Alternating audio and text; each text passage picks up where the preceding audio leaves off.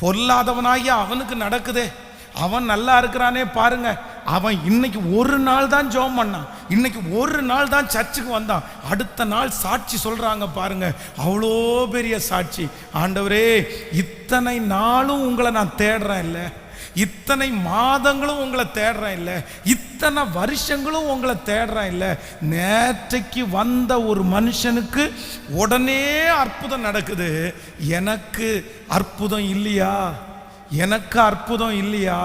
அப்பதான் ஆண்டவர் சொல்றாரு, கொஞ்ச நேரம் ஜெபிச்சு இல்லை, கொஞ்ச நேரம் என்ன தேடினவர்களுக்கே இவ்வளோ பெரிய அற்புதத்தை நான் செய்வேனே, ஆனால் கண்டிப்பாக உனக்கும் நான் செய்வதற்கு.